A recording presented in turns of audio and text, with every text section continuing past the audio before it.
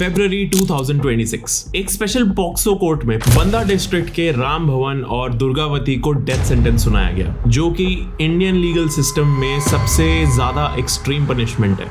लगभग 10 सालों तक यूपी के बंदा डिस्ट्रिक्ट के अंदर ये दोनों लोग कुछ ऐसी चीजों को अंजाम दे रहे थे जिसकी वजह से इस केस के जजेस ने इस केस को rarest of the rare case declare करा था। असलियत में हो क्या रहा था? राम भवन अपनी वाइफ के साथ मिलके एक चाइल्ड ऑपरेशन चला रहा था। वो छोटे लड़कों को एक्सप्लॉइट कर रहे थे और उनकी वीडियोस बना के डार्क वेब पे सेल कर रहे थे। राम भवन और उसकी वाइफ ने मिलके कम से कम 2 लाख वीडियोस बनाई थी और पता नहीं कितने ही विक्टिम्स को उन्होंने एक्सप्लॉइट करा था।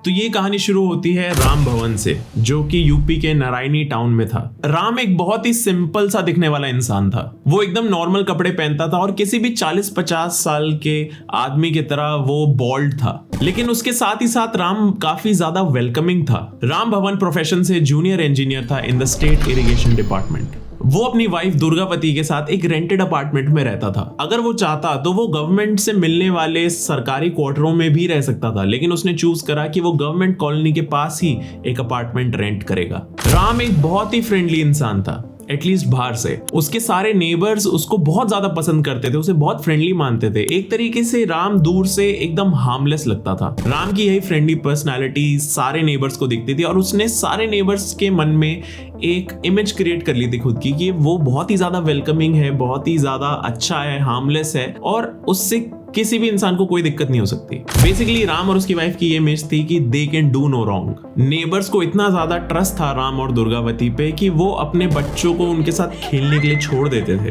क्योंकि उन्हें लगता था कि ये जो कपल है राम और दुर्गावती का, ये इतने अच्छे हैं तो वो हमारे बच्चों को भी अपने बच्चों की तरह ही मानेंगे। इसी मेंटालिटी के साथ नेबर्स अपने बच्चों को उनके साथ छोड़ देते थे और जितने भी बच्चों का आना जाना रहता था राम के घर पे, वो यूजुअली माइनर बॉयज थे।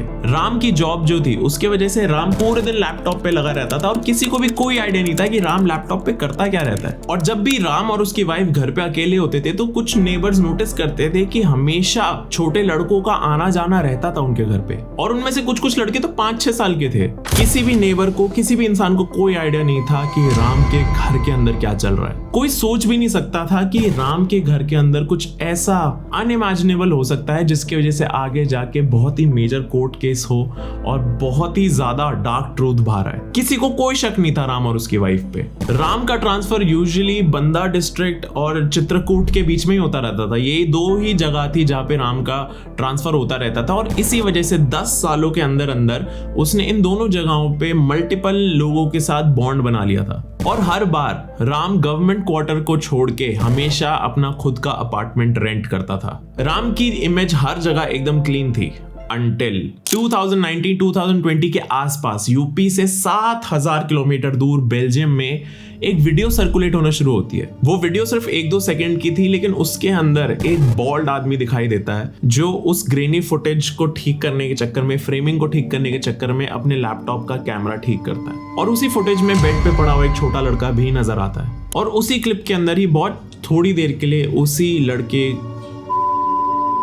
भी दिखाया जाता है। बेल्जियम की पुलिस ने जब इस वीडियो क्लिप को देखा तो वो पूरी तरीके से कंफ्यूज हो गए थे, क्योंकि उन्हें समझ आ गया था कि ये वीडियो क्लिप तो बेल्जियम की नहीं है या आसपास के एरिया की नहीं है। बेल्जियम पुलिस को समझ ही नहीं आ रहा था कि वीडियो क्लिप आई कहां से है और इसके अंदर जो बॉल्ड आदमी है वो कौन है। इसी वीडियो क्लिप की इन्वेस्टिगेशन के दौरान बेल्जियम पुलिस एक ड्रंक ड्राइवर को पकड़ती है जिसके पास एक पेन ड्राइव निकलती है, और जो उस पेन ड्राइव में पुलिस को मिलता है वो देख के पुलिस एकदम दंग रह जाती है। उस एक अकेली पेन ड्राइव में हजारों ऐसी वीडियोस थी जिसके अंदर छोटे लड़कों को करा जा रहा है, थाउजेंड्स ऑफ वीडियोस। और वो सारी वीडियो क्लिप्स बेल्जियम की तो नहीं लग रही थी, लेकिन तुम्हें पता है उन सारी क्लिप्स में, उन हजारों क्लिप्स में एक चीज क्या कॉमन थी?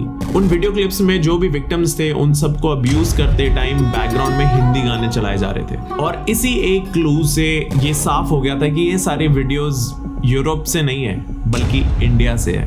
लेकिन द फैक्ट कि CSAM child sexual abuse material Belgium में पूरे तरीके से इलीगल है और एक सीरियस क्रिमिनल ऑफेंस भी है। तो बेल्जियम की पुलिस इन सारी वीडियो क्लिप्स को इंटरपोल के साथ शेयर करती है फॉर इंटरनेशनल ट्रेसिंग एंड कहीं ना कहीं उन सारे विक्टिम्स को बचाने के लिए। अराउंड 2020 इंटरपोल इन सारी वीडियो क्लिप्स को इंडियन अथॉरिटीज को हैंड ओवर करती है और जब इंडियन अथॉरिटीज इन्वेस्टिगेट करती है तो उन्हें पता चलता है कि 3 फोन नंबर्स हैं जिनसे ये सारी वीडियो क्लिप्स सर्कुलेट करी जा रही थी फ्रॉम इंडिया। उसके बाद ये सारी वीडियो क्लिप्स सीबीआई तक पहुंचती हैं। जब ये वीडियो क्लिप्स बेल्जियम से उठ के इंटरपोल के पास जाती है और फिर इंटरपोल से सीबीआई के पास आती है तो सीबीआई पे बहुत ज्यादा इंटरनेशनल प्रेशर बिल्ड हो जाता है और वो बहुत ही फास्ट ट्रैक कर देती है पूरी इन्वेस्टिगेशन को। एंड फिर फाइनली अक्टूबर 31, 2020 के दिन पे एक ऑफिशियल एफआईआर फाइल होती है। जब सीबीआई उन तीनों फोन नंबर्स को ट्रेस करती है तो उन्हें दिखता है कि तीनों फोन नंबर्स का कनेक्शन एक स्पेसिफिक एड्रेस से आ रहा है और वो स्पेसिफिक एड्रेस यूपी में था, जिसका मतलब क्लियर था कि यूपी के ही एक प्राइवेट रेजिडेंस के अंदर इन सारे विक्टिम्स को अब्यूज करा जा रहा है, इनकी वीडियोस बनाई जा रही है और वहीं से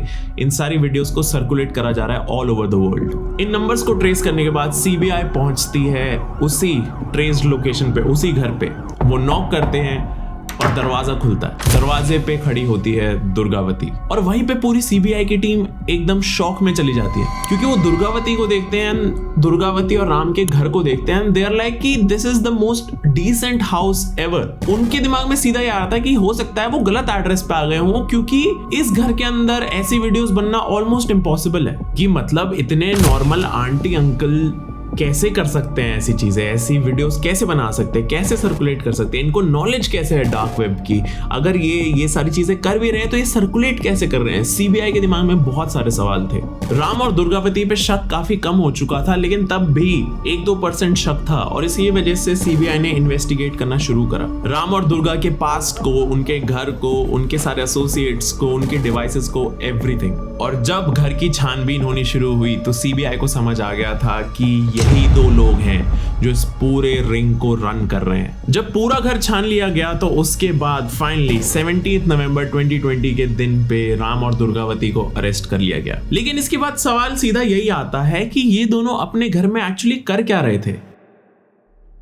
जैसा कि मैंने बताया कि पिछले 10 सालों तक राम सिर्फ 2 ही जगह पे ट्रांसफर्स ले रहा था, एक चित्रकूट और एक बंदा डिस्ट्रिक्ट। इन 10 सालों के अंदर पूरा एरिया, पूरी लोकेलिटी, पूरी सराउंडिंग, सारे नेबर, सारे लोग, सब कुछ देख लिया था राम ने और राम को एग्जैक्टली पता था कि कौन से विक्टिम्स चूज करने हैं। राम मोस्टली उन्हीं विक्टिम्स को चूज करता था जो फाइनेंशियली वीक बैकग्राउंड से आते हैं और राम और दुर्गावती उन्हीं बच्चों को टारगेट बनाते थे। इनके सारे विक्टिम्स यूजुअली 5 से 15 साल के बीच के होते थे और यूजुअली इनके टारगेट्स इतने छोटे इसलिए होते थे क्योंकि जब यही टारगेट्स अब्यूज के बाद बाहर जाके किसी को बताने की भी कोशिश करते थे कि इनके साथ क्या हुआ है तो वो बता ही नहीं पाते थे क्योंकि उनके लिए खुद ही समझना उनके साथ क्या हुआ है वो ही बहुत मुश्किल था। और अगर कोई वर्ड्स में बता भी पाता था कि उनके साथ क्या हुआ है तो कोई विश्वास नहीं करता था क्योंकि राम और दुर्गावती की इमेज तो क्लीन थी लेकिन साथ ही साथ सारे विक्टिम्स लड़के थे। यूजुअली लोगों के लिए ये बिलीव करना कि एक लड़के के साथ ऐसा हुआ है वो काफी मुश्किल हो जाता था। राम और उसकी वाइफ पहले तो इन विक्टिम्स को बहुत ही बहला फुसला के अपने घर तक लाने की कोशिश करते थे। वो अलग अलग बातें बोलते थे, उनको खाने का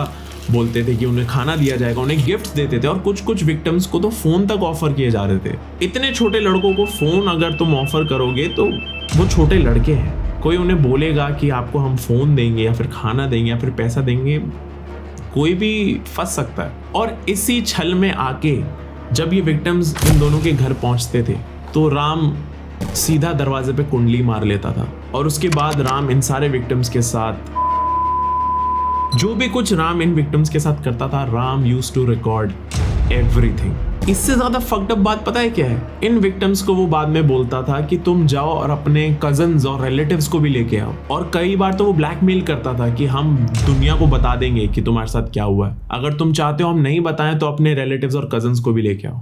मैं उन छोटे बच्चों के बारे में सोच रहा हूँ कि उन पे क्या बीतती होगी। सारे अब्यूज के बाद, सारी रिकॉर्डिंग के बाद इन सारे रिकॉर्डिंग्स को डार्क वेब पे सेल करा जाता था क्योंकि डार्क वेब ट्रेसेबल नहीं रहता है। राम बहुत ही ज्यादा लैपटॉप पे लगा रहता था तो उसने पूरा तरीका फिगर आउट कर लिया था कि कैसे सेल करना है, कैसे वीडियोस को एक इनक्रिप्टेड फॉर्म में भेजना है बायर के पास and everything. He knew everything. Dark web पे किसी को ट्रेस करना बहुत मुश्किल है और इसी वजह से राम और दुर्गावती बहुत लंबे टाइम तक इस पूरे रैकेट को रन कर पाए थे। डार्क वेब पे जैसे मेजर परचेजेस होती हैं, राम और दुर्गावती को पेमेंट्स बिटकॉइन में आती थी। एंड उन 10 सालों में राम ने और उसकी वाइफ ने पूरे वीडियोस को सेल करके लाखों लाखों रुपए बनाए थे। और तुम बिलीव नहीं करोगे कि ये सारी वीडियोस किस किस कंट्री में खरीदी गई है। चाइना में, यूनाइटेड स्टेट्स में, ब्राजील में, इवन अफगानिस्तान में। जब सीबीआई ने पूरी जांच करी तो उनको पता चला कि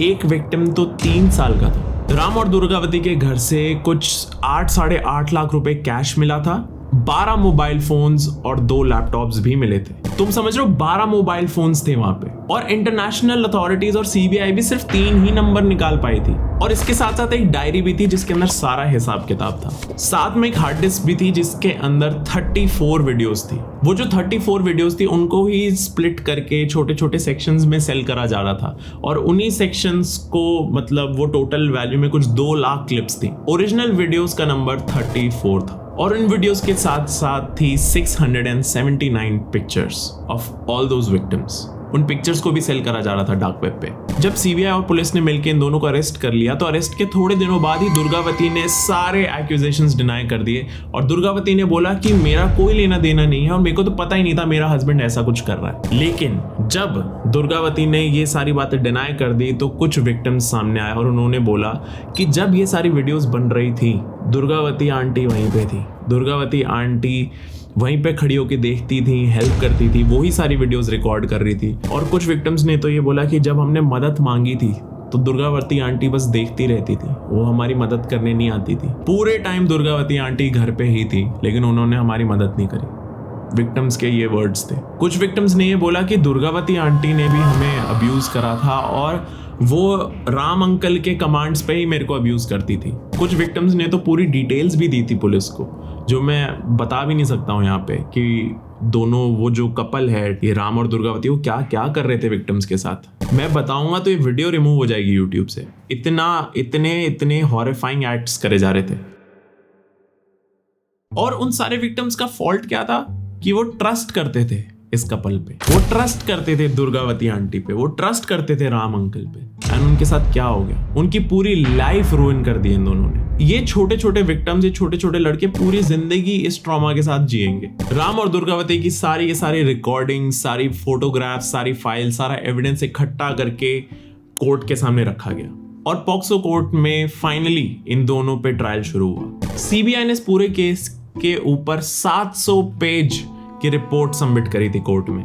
टोटल 30 से 35 विक्टिम्स थे, 35 वीडियोस थी, 700 पिक्चर्स थी एंड व्हाट नॉट। सारे विक्टिम्स के बयान भी सबमिट करे गए थे। एंड फाइनली काफी सालों तक ये ट्रायल चला और उसके बाद राम और दुर्गावती को डेथ सेंटेंस दिया गया। तुम्हें एक और फक्ड अप बात बताऊं, राम और दुर्गावती पे जब सेंटेंस दिया गया तो उन दोनों के लॉयर ने क्या बोला? उन दोनों के लॉयर ने बोला कि जस्टिस नहीं हुआ है मेरे क्लाइंट्स के साथ, कि राम और दुर्गावती को गलत सजा सुनाई गई है और अब हम हाई कोर्ट जाएंगे। मैंने जब ये सुना था मैं हिल गया था अंदर से, क्योंकि मैं मानता हूं कि लॉयर्स का काम है अपने क्लाइंट को डिफेंड करना, चाहे वो कितना ही बुरा क्यों ना हो। लेकिन यहाँ पे डिफेंड करना एक मतलब आई डोंट गेट इट कि एक लॉयर इतना तो नहीं गिर सकता। लेकिन इस कोर्ट हियरिंग के एंड पे एक बहुत अच्छा जेस्चर देखने को मिला था कोर्ट की तरफ से। कोर्ट ने ये बोला था कि जितने भी विक्टिम्स हैं उन सबको 10 लाख रुपए की एड या फिर हेल्प या फिर I don't know what to call it, 10 lakh रुपए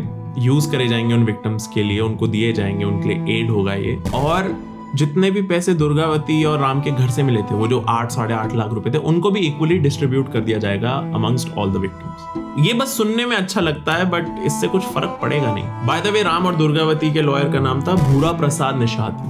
जस्ट इन केस तुम्हें पता होना चाहिए कि कभी तुम्हारे सामने ये नाम आए तो ये आदमी कितना घटिया है। और इस लॉयर ने पता है क्या बोला था कोर्ट में, कि अगर विक्टिम्स के साथ ऐसा अब्यूज हुआ था, कुछ हुआ था, तो इनके परिवारों ने एफआईआर क्यों नहीं करी? What the fuck. यूजुअली हम जब डार्क वेब के बारे में बात करते हैं इस चैनल पे, हम कहानियां डिस्कस करते हैं, हम थियरीज डिस्कस करते हैं, तो हमें कहीं ना कहीं हमें दिमाग में ये लगता है कि डार्क वेब का कॉन्सेप्ट तो बाहर का ही होगा, इंडिया में तो ऐसा कुछ नहीं होता होगा। ये केस सबसे बड़ा एविडेंस है कि इंडिया में शायद ऐसे बहुत सारे केसेस होते हों। ये एक केस तो बस सामने आ गया, और कितने ऐसे केसेस होंगे जो सामने ही नहीं आते होंगे, क्योंकि अब इंटरनेट सबके पास है, नॉलेज सबके पास है। डार्क वेब के बारे में भी काफी सारे लोगों को पता है अब। तो यू नेवर नो कि कौन सा इंसान जो तुम्हें बहुत ज्यादा फ्रेंडली लग रहा हो, बहुत ज्यादा अच्छा लग रहा हो, बिहाइंड द सीन्स कुछ ऐसा कर रहा हो। जैसे जैसे इंडिया में इंटरनेट कंजम्पशन बढ़ता जा रहा है, टेक्नोलॉजी बढ़ती जा रही है, लोगों की नॉलेज बढ़ती जा रही है, मेरे को डर यही लगता है कि हमें नहीं पता कि आगे चल के फ्यूचर में हम ऐसे या इससे वर्स कितने केसेस के बारे में सुनने वाले हैं।